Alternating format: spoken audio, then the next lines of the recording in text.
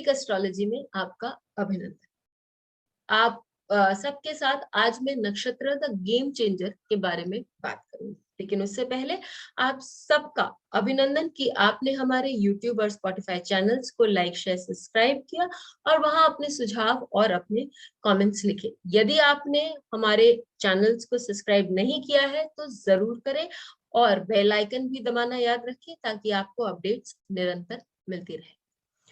जब हम किसी भी नक्षत्र की बात करते हैं तो हम ये जानते हैं कि हर नक्षत्र का अपना अपना कार्य क्षेत्र होता है, हर नक्षत्र की अपनी अपनी क्वालिटीज होती हैं। राशि एक ही हो लेकिन यदि नक्षत्र अलग हो तो जीवन में बहुत सारे परिवर्तन आते हैं। क्यों? यदि हम कर्क राशि ले तो भी वहां 3 नक्षत्र हैं, पुनर्वसु, पुष्य और अश्लेषा। तो पुनर्वसु में यदि किसी का चंद्रमा हो या पुष्य में हो और अश्लेष में हो तो क्या अंतर आएगा? सबसे पहले तो आपकी दशा सिस्टम, विंशोत्री हो, योगिनी हो, कोई भी दशा सिस्टम हो, नक्षत्र दशा सिस्टम, वो बदल जाएगी। तो जीवन में जो घटनाएं हो रही होंगी उनका क्रम भी बदलेगा और साथ ही वो किस तरह से घटित होंगी वो भी बदलेंगे, क्योंकि दशानाथ से जो ग्रह कैसे रिलेटेड होंगे वो सब दशा पर स्ट्रॉन्ग इम्पैक्ट दिखा रहे हैं। साथ ही व्यक्ति की जो मनोस्थिति है वो भी बदलती है।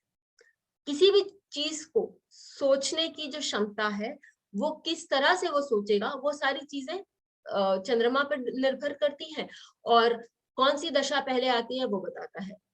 साथ ही आप ये देखिए कि हर नक्षत्र के अपने की फोकल पॉइंट्स होते हैं। जैसे पुनर्वसु नक्षत्र पे बात करते हैं तो वो अपने बच्चों को लेके बहुत पॉजिटिव होते हैं।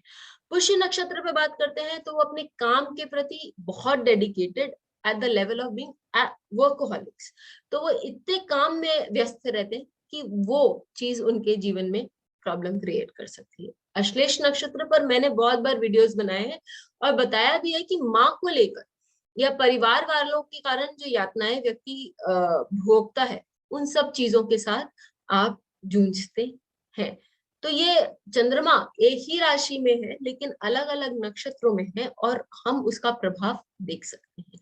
तो नक्षत्र को यदि हम गेम चेंजर बोले या गेम प्लानर बोले तो ये गलत बात नहीं होगी। आज खासकर मैं आपको पुष्य नक्षत्र पर बताऊंगी।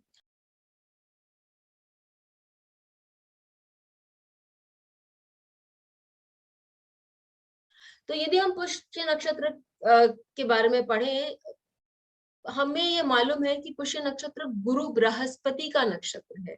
यहाँ आप गुरु प्लैनेट न लें, यहाँ आप उसको देवता माने, यानी बृहस्पति देव गुरु जो देवताओं के गुरु हैं उनका नक्षत्र है।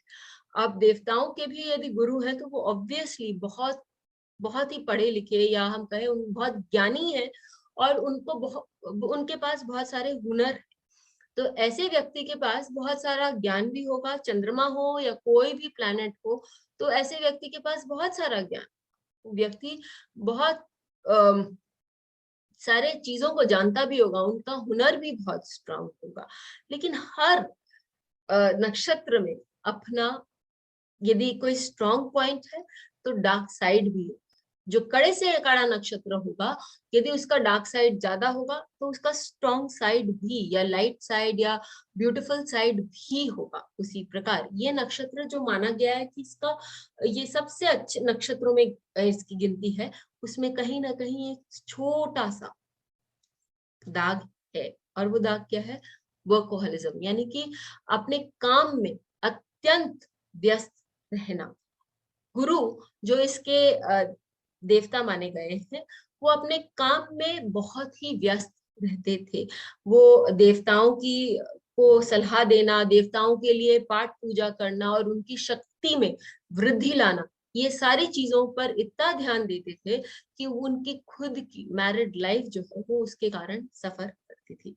इनफैक्ट जब वो पूजा करते थे तो ये भी शास्त्रों में लिखा गया है कि उनको ब्रह्मचर्य का पालन महीनों तक, हफ्तों तक करना पड़ता था, जिसके कारण उनके मैरिड लाइफ में बहुत सारे उड़चने या बाधाएं हम कहें वो आने लग गई थी और इसके कारण उनके जीवन में बहुत सारे प्रॉब्लम्स भी उत्पन्न हुए। तो आप देखेंगे कि जिन लोगों का इस नक्षत्र में कोई ग्रह है। इनफैक्ट मुहूर्त में भी लोग यही प्रेफर करते हैं कि इस मुहूर्त में, इस नक्षत्र के मुहूर्त में विवाह न हो। क्यों?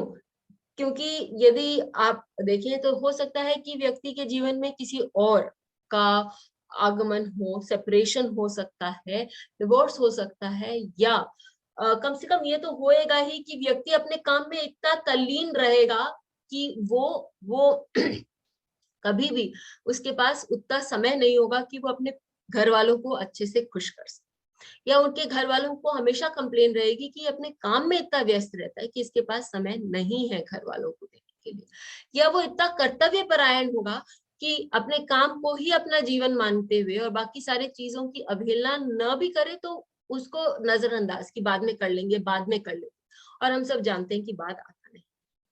इसी के लिए जानना बहुत जरूरी है, एग्जाम्पल्स भी लेने बहुत जरूरी है। प्रिंस चार्ल्स का लेते हैं, राज परिवार के थे, राज परिवार के हैं, और हम जानते हैं कि उनकी ड्यूटीज भी कोई कमती नहीं है। उनका जो लग्न है वो पुष्य नक्षत्र से बनकर आता है, और उनका और तो हम जानते हैं कि उनका जीवन ही अपने राजगद्दी को समर्पित है, क्योंकि सेकेंड इन लाइन अपनी माता के बाद उनको ही ये राजगद्दी मिलेगी। वो जिससे विवाह करना चाहते थे, कमिला कमिला, उनसे वो उनका विवाह नहीं हो पाया क्योंकि वो ऑलरेडी शादीशुदा थी उस समय। इसी के लिए उन्होंने लेडी डायना से विवाह किया, लेकिन ये विवाह आगे बहुत सालों तक नहीं चल पाया क्योंकि दोनों को पर ही बहुत ज्यादा भार था, एक तो एक पब्लिक अपीयरेंस का भी और साथ ही राजपाट के कार्य का। तो वो विवाह ज्यादा दिन इन तीनों काउंट्स पर नहीं चल पाया। तो हम देखते हैं वहां पर कर्तव्य परायणता भी, किसी एक थर्ड पार्टी का इन्वॉल्वमेंट भी, और फिर शायद आप उस लेवल तक अपना काम नहीं कर पा रहे हैं, उसका भी प्रेशर उस विवाह को नहीं चलने दिया। ऋतिक रोशन का चार्ट ले लेते हैं। ऋतिक रोशन के चार्ट में आप देखिए कि चंद्रमा जो है नवमेश होकर नवम भाव में ही है और पुष्य नक्षत्र। तो यदि नवमेश नवम भाव में हो तो ये तो बहुत अच्छी बात है क्योंकि आपका भाग्येश है।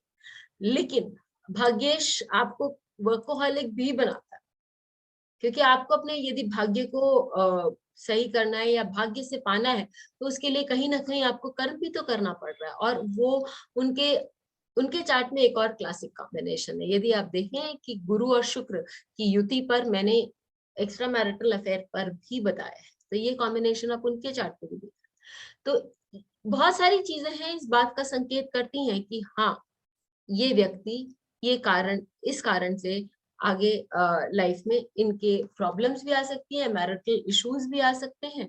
और वर्कोहॉलिक तो ऋतिक रोशन को बोला ही गया, यदि आप उनके बारे में सुनेंगे या पढ़ेंगे तो ये माना गया है कि वो अपने किसी भी काम को परफेक्ट करना चाहते ही है, चाहे वो उनका डांसिंग हो, चाहे वो उनकी स्पीच डिलीवरी हो, या वो उनका एक्शन हो। और ये किस चीज पर आधारित होता है या किस चीज का टोल लेता है, वो उनकी मैरिड लाइफ का टोल ले रहा है। जरूर लिखकर बताएं कि आपको ये वीडियो कैसा लगा और किन किन नक्षत्रों के शैलो साइड के बारे में आप जानना चाहते हैं। फिर मिलेंगे। बेल आइकन को दबाएं ताकि आपको वीडियोस की अपडेट मिलती रहे। हमारे वीडियोस को लाइक करें, शेयर करें, उन पर कमेंट करें और हमारे चैनल को सब्सक्राइब करना न भूलें।